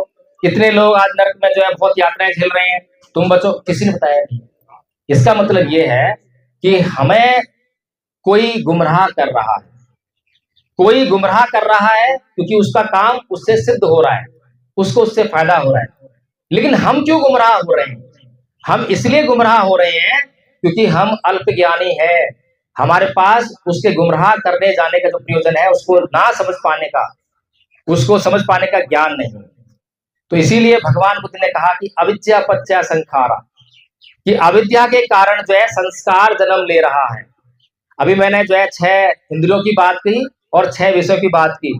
तो जो 6 इंद्रियों को नहीं जानते हैं, उनके विषयों को नहीं जानते हैं, इंद्रियों के विषय के संपर्क में आने पर होने वाली वेदना को नहीं जानते हैं, वेदना के कारण जो तृष्णा उत्पन्न हो रही है उसको नहीं जानते हैं, तो वो हर पल 6 इंद्रियां, सोचिए कितना हर पल प्रोडक्शन दे रही है। आंख खुली हुई है ना, हर पल जो है ये आंखें क्या कर रही हैं? कैमरा है ये फोटो खींच रही हैं। और फोटो किसकी जमा कहाँ हो रहा है? चित्त में जमा हो रहे नहीं। जब हम कहीं जाते हैं तो हम वहां से आ जाते हैं, तो क्या वो यादें नहीं होती है? उसको स्मरण करते हैं। वो ऐसा दृश्य था, वहां पर पेड़ था, वहां पर पहाड़ था, वहां नदी थी। तो ये हर पल कितने फोटो जो है, ये चित्र जो है, ये आंखें खींच रही हैं। इसीलिए भगवान बुद्ध ने कहा कि उतना देखो जितनी आवश्यकता है, आवश्यकता से अधिक देखोगे तो वो संस्कार के रूप में यहाँ जमा हो जाएगा और संस्कार तुम्हारे लिए दुख का कारण बनेगा। इसी प्रकार से हर पल हर एक इंद्री अपना प्रोडक्शन दे रही है, उत्पादन दे रही है, और सारा यहाँ जमा हो रहा है संस्कार के रूप में। सोचिए, बचपन से लेकर अब तक हमने कितने संस्कार इकट्ठे कर लिए हैं। संस्कारों का इतना बड़ा पहाड़ चित्त में जमा है, इतनी मेमोरी इसमें जमा है, जिसको डिलीट करना बड़ा मुश्किल है। और उसको डिलीट करने की भी विधि है, लेकिन वो फिर कभी जो लोग इस व्यवस्था में आएंगे उनको पता लग पाएगा। जो लोग नहीं आएंगे इस व्यवस्था में, वो अविद्या का शिकार होकर इसी प्रकार के दुखों में जीकर अपने जीवन को पूरा करेंगे। एक छोटी सी कहानी सुनाता हूँ, बड़े काम की है, ध्यान दीजिएगा। कहानी है गोबरेला की। गोबरेला जानते होंगे सभी, जो गोबर में पैदा होता है, गोबर में ही रहता है और गोबर में ही मर जाता है। एक दिन उसकी दोस्ती जो है भंवरे से हो गई। भंवरे को आप जानते होंगे, वो बगीचे में रहता है, फूलों में रहता है और फूलों की सुगंध को सूंघता है और उनका रस पीकर ही जिंदा रहता है। जब गोबरेले की दोस्ती उस भंवरे से हो गई तो भंवरे की इच्छा हुई कि भाई मेरा मित्र जो है इतनी गंदगी में रहता है, इतनी बदबू सूंघता है, क्यों ना मैं इसको अपने बगीचे में ले जाऊं जहां पर इसका जीवन बदल जाए। उसने वो प्रयास करना शुरू कर दिया और गोबरेले से बोला कि हे मित्र, चलो आज मेरे साथ बगीचे में चलो, वहां बहुत अच्छा लगेगा। तो गोबरेला राजी हो गया और उसके साथ उड़कर जो है बगीचे में जा पहुंचा। जैसे ही गोबरेले ने बगीचे में प्रवेश किया, उस गोबरेले का जो है दम घुटने लगा और तड़पने लगा, फड़फड़ाने लगा कि हे मित्र, यहाँ तो मेरा दम घुट रहा है, यहाँ मुझसे नहीं रहा जाता। अब वो जो भंवरा है वो बोला कि हे मित्र, ये बगीचा है, यहाँ पे तरह तरह के फूल हैं, फूलों की जो है सुगंध आ रही है। नहीं नहीं, ये सुगंध मुझे बिल्कुल प्रिय नहीं लग रही है, मुझे बहुत चुभ रही है, बहुत चुभ रही है। हे मित्र, थोड़ा सहन करो, हो सकता है तुम्हें इसकी आदत ना हो, लेकिन तुम्हें इसकी आदत लग जाएगी तो तुम्हारा जीवन बदल जाएगा। नहीं मित्र, मुझे यहाँ नहीं रहना है, मुझे यहाँ नहीं रहना है, मेरा दम घुट रहा है, मैं मर जाऊंगा। हे मित्र, अगर तुम यहाँ मर भी गए तो कम से कम अगले जन्म में यहाँ पैदा होगे, कम से कम तुम्हारा अगला जन्म सुधर जाएगा। नहीं मित्र, मुझे नहीं रहना है, मुझे तुरंत जाना है। और वो जो गोबरेला है, वो उस बगीचे का जो लाभ था, उसकी सुगंध थी, महक थी, सबसे वंचित हो गया और वहां से भाग खड़ा हो। तो इसी प्रकार से हमारे समाज की दशा भी है। जो शराब पीने वाले लोग हैं वो शराबियों में ही बैठना पसंद करते हैं। जो गाली गलौज देने वाले लोग हैं, उनको गाली गलौज देने वाले लोग ही पसंद आते हैं। कोई उनको मना करे तो उसको बस उतार देते हैं। तो इसी प्रकार आज जो मैंने ये बात बताई है, दो संस्कृतियों की बात बताई है, ये जो संस्कृति है बड़ी महत्वपूर्ण है। संस्कृति का मतलब होता है कि हम सुबह उठते हैं और रात को सोते हैं, इतने बीच में जितने भी काम करते हैं, जितने भी काम, वो सब हम अपनी आदतों से करते हैं और ये आदत ही संस्कृति है। तो अब ये जो आदतें हैं, ये आदतें कैसी हैं? ये आदतें हमारा नुकसान करने वाली, बहुत नुकसान। क्रोध, ईर्ष्या, द्वेष, दुनिया भर का इसमें जो है विकार लगा हुआ है, लेकिन हम उस विकार में ही जीना चाहते हैं, क्योंकि उस विकार से बाहर निकलने की तो एक ही शर्त है, त्याग करना, अपनी इच्छाओं का त्याग करना, अप्रमादी रहना, मेहनत करना, वो हम करना नहीं चाहते। तो इसीलिए जो है जो गोबरेला और भंवरे की जो कहानी है, उसको हम अपने जीवन में लागू करें और थोड़ा थोड़ा प्रयास करें। अगर हमें ये समझ में आ गया है कि हमारा जीवन सही नहीं चल रहा है, हमारी आदतें ठीक नहीं है, तो उसी क्षण जब समझ में आ जाए तभी से प्रयास करना शुरू कर देना चाहिए। तब तो हम वास्तव में मनुष्य जीवन में जी रहे हैं। और प्रयास करना शुरू ही ना करें, सोचे ही ना, तो उसका कोई लाभ हम उठा पाएंगे। तो इसीलिए जो मैंने आपको संस्कृत की बात कही है, जिस कोर्स की मैंने आपको बात कही थी, ये जो कोर्स है, इतना सा कोर्स है, देखिए कितना छोटा कोर्स है, लेकिन आपको भी जो मैंने बताई है बातें, क्या उससे इस कोर्स को करने के बाद और इस कोर्स का आचरण करने के बाद जीवन नहीं बदल रहा है क्या? 158 लोग जिनको हमने कराया, उनमें से बहुत से लोगों ने जो है इसका आचरण किया। और उनसे हम पूछते हैं कि भाई बताओ, पहले के जीवन में और अब के जीवन में क्या फर्क है? कहते हैं कि पहले हमारा जीवन नरक में था, अब हमारा जीवन बहुत सुखी है। अब हमने क्रोध करना छोड़ दिया है, अब हमने क्षमा करना शुरू कर दिया है, अब हमारे जीवन में शांति आने लगी है। तो इसी प्रकार से अगर आप लोगों को भी लगता हो कि आप लोगों के लिए भी ये बातें बहुत महत्वपूर्ण है, तो ये पर्चा मैं जो बच्चों के माध्यम से आप तक पहुंचा रहा हूँ, इसको अपने घर ले आना, संभाले रखना। इसकी कीमत पैसों में नहीं है, इसकी कीमत इसमें लिखी हुई बातों पर अमल करने में है। इससे कई जिंदगियां बच सकती हैं, कई जिंदगियां सुधर सकती हैं। तो इसीलिए ये पर्चा आप तक पहुंच रहा है। और जिसको लगे कि हाँ ये कोर्स मुझे करना है, याद करना है, क्योंकि संघ में अभी आपके सामने जो कम से कम 20 लोग उपस्थित थे गूगल मीट पे, जिन्होंने पर्चा पाठ कराया था, और वो 20 लोग जो है इसलिए उपस्थित थे क्योंकि नंदिनी ने भी इस धम्पद संघ का हिस्सा बनी, उसके लिए काम किया। आज धम्पद संघ जहाँ पे खड़ा है, उसमें जो शुरुआती मेहनत जो है वो नंदिनी की थी। नंदिनी ने बहुत सारे फोन कॉल किए, लोगों को बताया, इस कोर्स के बारे में बताया, लोग जुड़े और लोगों ने लाभ उठाया।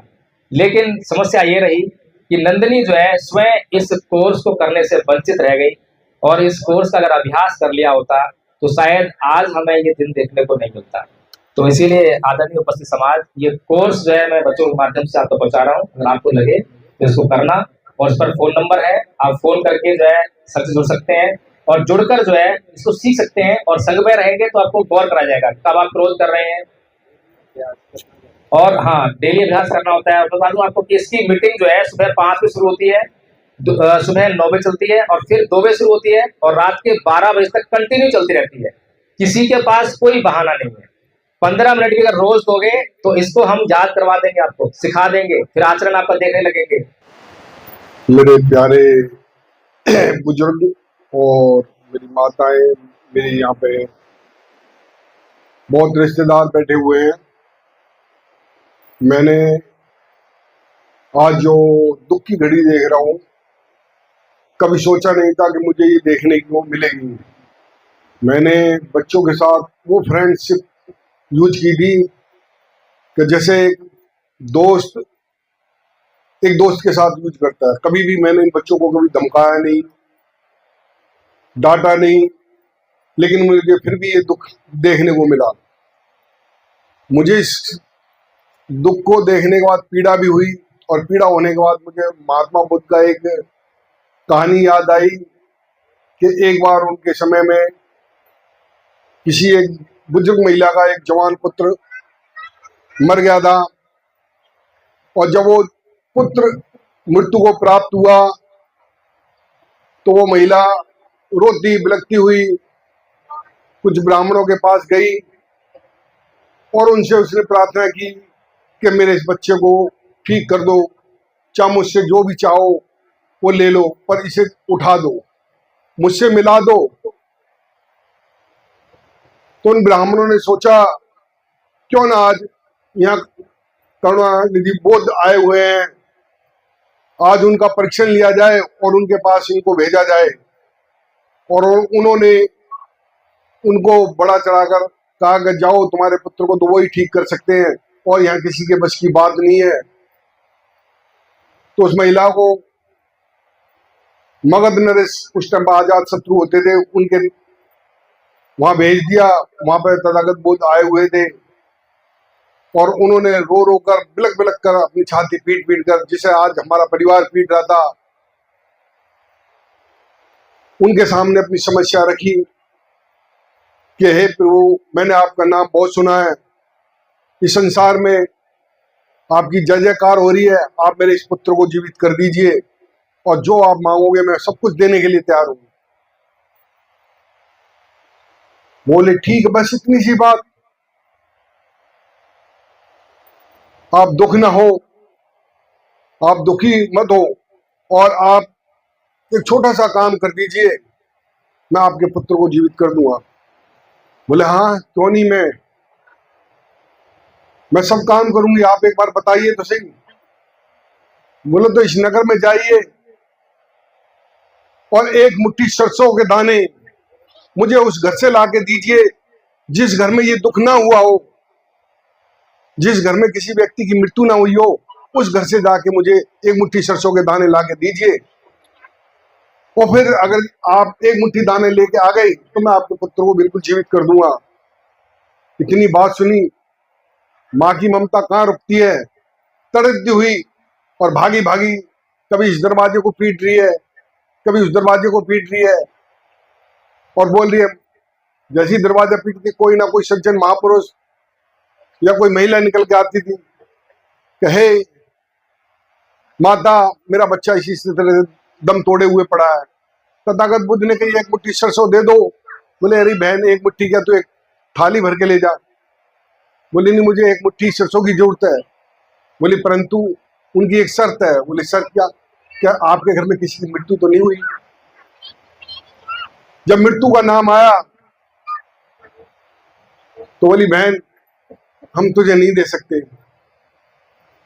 क्योंकि हमारे घर में भी अभी पिछली साल ही एक बुजुर्ग की मृत्यु हुई थी। इस तरह से उसने हजारों घर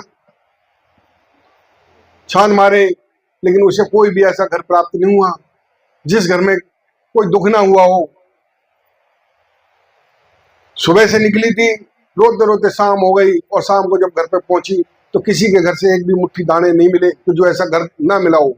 और जाके वो करुण बुद्ध के चरणों में लेट गई और बोली हे प्रभु, मुझे आज दुख का एहसास हो गया है और मुझे पता लगा है कि जो जन्म लेगा उसकी मृत्यु निश्चित है, क्योंकि मैं ही अकेली दुखियारी नहीं हूं, ये पूरा संसार दुख से भरा हुआ है। इसलिए जो मेरे पे बीती मैं आज आपके सामने रोकर बताने से तो कोई फायदा नहीं होगा, लेकिन यह है कि ये दुख की घड़ी है और इस दुख में अपने आप को संभालना चाहिए। मेरे आने वाले बच्चे भी हैं, मेरा परिवार है, मेरे रिश्तेदार है, सब हैं। उनको मैं चाहूंगा कि सबको भगवान तथागत बुद्ध की तरफ से शुद्ध बुद्धि मिले, सब उनके बताए हुए मार्ग पर चले और किसी भी तरीके से सहयोग परिवार को अपनी उनकी वाणियों से समझाएं और सहारा दें। जय भीम, नमो बुद्धाय।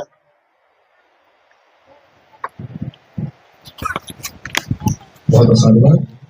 और भगवान बुद्ध से किसी प्रकार से कोई कृपा नहीं कर सकते, ध्यान रखना, चाहे तो पूजा पाठ कर लो। हाँ, भगवान बुद्ध ने जो बहुत महत्वपूर्ण ज्ञान खोजा है, जो ज्ञान इसमें लिखा है, इस पर आचरण करोगे तब जरूर फायदा हो जाएगा।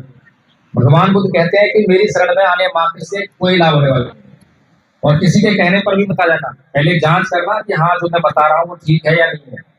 जब मेरे बताए हुए मार्ग पर चलोगे, चलना शुरू कर दोगे तो लाभ होने लगेगा। तो इसीलिए जो भाई साहब ने आपको बातें बताई है बहुत ही महत्वपूर्ण है कि मृत्यु निश्चित है, अटल है, और जो लोग आपको ये बताते हैं, ये कहते हैं कि हम तुझे बचा लेंगे, ऐसा पूजा पाठ कर, जप कर, वो कर, लेकिन आज तक इतिहास है और आपके सामने जितनी भी आपका जीवन है, आपने कभी ऐसा नहीं देखा होगा कि कोई मर गया हो और उसे जीवित कर दिया गया हो। तो भगवान बुद्ध केवल वो कहते हैं सत्य है और असत्य तो भी बोलते नहीं है। लेकिन ये दुर्भाग्य है कि हमें जो पसंद आता है, हमें धोखा कैसे लगता है? धोखा ऐसे लगता है कि मुझे पसंद है मेरा बच्चा, तो मेरे बच्चा अगर मर गया है और उसको जिंदा कराने के लिए जो कुछ भी कोई कहेगा करने के लिए मैं वो कर दूंगा, अपनी प्रॉपर्टी दे दूंगा, सब कुछ दे दूंगा। तो इस तरह से जो है हम धोखे में आते हैं। इसीलिए इस संसार में जो धोखा है उससे बचाएं और भगवान बुद्ध की बातों पर अमल करने का प्रयास करें। जिसको समझ में आए वो अमल करें, इसको ना समझ कोई बात नहीं है, फिर मिलेंगे फिर करेंगे। तो इसका अपने इस बात को समाप्त करते हैं। अब आपके लिए भोजन तैयार है, भोजन लेकर जाए। बहुत सारे तो इस आज के कार्यक्रम को हम यहाँ पर समापन तरफ लेके चलते हैं। परिवार के लोग जो है, माता पिता और भाई बहन यहाँ पर आगे आ जाएं।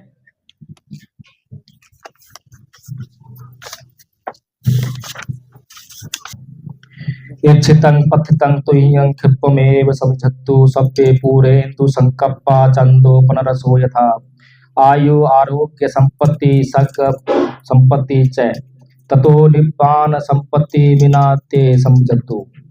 इच्छितं पथितं तुह्यं क्षिप्रमेव समिद्धतु सप्पे पूरयन्तु संकप्पा चन्दो पुनरसो यथा आयु आरोग्य संपत्ति सग संपत्तिमेव च ततो निब्बान संपत्ति विना ते समिद्धतु।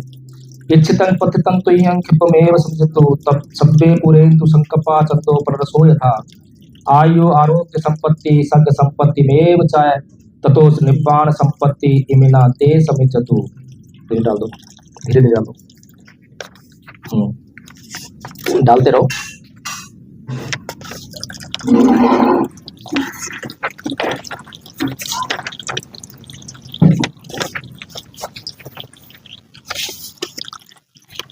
संसार कांतारो दुख तो मुच्चितावा निब्बाण सच्चीकरण थाय इमानि पंचशीलानि समाधियत्वा मम प्रलोकं गतस्य पुत्री नंदनी उद्देशेन एतानि दानवत्थूनि सीधं पिंडदानं देम। संसार कांतारो दुख तो मुच्चित्वा निब्बाण सच्चीकरण थाय इमानि पंचशीलानि समाधियत्वा मम प्रलोक गतस्य पुत्री नंदनी उद्देश्येन एतानि दानवत्थूनि सिद्धि पिंडदानं देमि। संसार का तारो दुख तो मुंचित्वा निब्बाण सच्चीकरणार्थाय इमानि पंचशीलानि समाधित्वा मम परलोकं गतस्य पुत्री नंदिनी उद्देशेन एतानि दानवत्थूनि सिद्धि पिंडदानं देमि। साधु साधु साधु। डालो सर पर। और पहले महिलाएं खड़ी होकर एक लाइन में लगाकर वहां से पुष्प उठाएंगी और पुष्प अर्पित करते हुए चलेंगे। ऐसे आएंगे और ऐसे चलते जाएंगे। चलिए एक एक करके परिवार के लोगों से शुरू करें।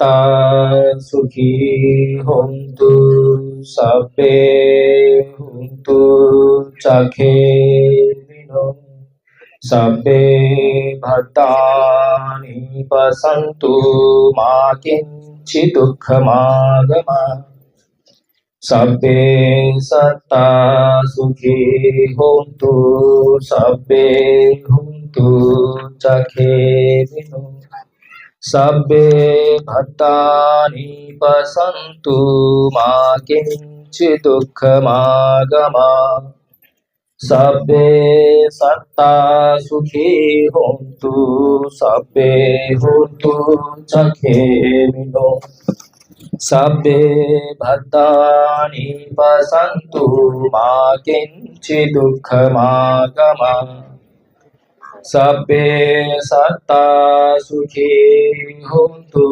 सबे होन्तु चाखेरिनो सबे भद्राणि पश्यन्तु मा किञ्चित् दुःखमागमा सबे सत्ता सुखी होन्तु। आगे ना वो रखना है, क्या नाम है अपना जो है ना कोर्स का पेपर जो है वो निकाला तो चल। सबे सत्ता सुखी होन्तु सबे होन्तु चाखेरिनो सबे भद्राणि पश्यन्तु मा किञ्चित् दुःखमागमा सबे सत्ता सुखी होन्तु सबे होन्तु चाखेरिनो सबे भद्राणि पश्यन्तु मा किञ्चित् दुःखमागमा सबे सत्ता सुखी होन्तु सबे होन्तु चाखेरिनो सबे भद्राणि पश्यन्तु मा किञ्चित् दुःखमागमा सबे सत्ता सुखी होन्तु सबे होन्तु चाखेरिनो सबे भद्राणि पश्यन्तु मा किञ्चित् दुःखमागमा सबे सत्ता सुखी होन्तु सबे होन्तु चाखेरिनो सबे भद्राणि पश्यन्तु मा किञ्चित् दुःखमागमा सबे सत्ता सुखी होन्तु सबे होन्तु चाखेरिनो सबे भद्राणि पश्यन्तु मा किञ्चित् दुःखमागमा सबे सत्ता सुखी होन्तु सबे होन्तु चाखेरिनो सबे भद्राणि पसन्तु मा किञ्चिदुःखमागमः सब्बे सत्ता सुखी होन्तु सब्बे होन्तु चखेमिनो सब्बे भद्राणि पश्यन्तु मा किञ्चिदुःखमागमः सब्बे सत्ता सुखी होन्तु सब्बे होन्तु चखेमिनो सब्बे भद्राणि पश्यन्तु मा किञ्चिदुःखमागमः सब्बे सत्ता सुखी होन्तु सब्बे होन्तु चखेमिनो सब्बे भद्राणि पश्यन्तु मा किञ्चिदुःखमागमः सब्बे सत्ता सुखी होन्तु सब्बे होन्तु चखेमिनो सब्बे भद्राणि पश्यन्तु मा किञ्चिदुःखमागमः। अब पुरुष लोग आ जाएं और पुष्पांजलि अर्पित करें। सब्बे सत्ता सुखी होन्तु सब्बे होन्तु चखेमिनो सब्बे भद्राणि पश्यन्तु मा किञ्चिदुःखमागमः सब्बे सत्ता सुखी होन्तु सब्बे होन्तु चखेमिनो सब्बे भद्राणि पश्यन्तु मा किञ्चिदुःखमागमः सब्बे सत्ता सुखी होन्तु सब्बे होन्तु चखेमिनो सब्बे भद्राणि पश्यन्तु मा किञ्चिदुःखमागमः सब्बे सत्ता सुखी होन्तु सब्बे होन्तु चखेमिनो सब्बे भद्राणि पश्यन्तु मा किञ्चिदुःखमागमः सब्बे सत्ता सुखी होन्तु सब्बे होन्तु चखेमिनो सब्बे भद्राणि पश्यन्तु मा किञ्चिदुःखमागमः सब्बे सत्ता सुखी होन्तु सब्बे होन्तु चखेमिनो सब्बे भद्राणि पश्यन्तु मा किञ्चिदुःखमागमः सब्बे सत्ता सुखी होन्तु सब्बे होन्तु चखेमिनो सब्बे भद्राणि पश्यन्तु मा किञ्चिदुःखमागमः। अभी सारे लोग बैठ जाएं। अभी एक छोटी सी कहानी और सुनाएंगे। छोटी कहानी है, बहुत ही महत्वपूर्ण है। सब्बे सत्ता सुखी होन्तु सब्बे होन्तु चखेमिनो सब्बे भद्राणि पश्यन्तु मा किञ्चिदुःखमागमः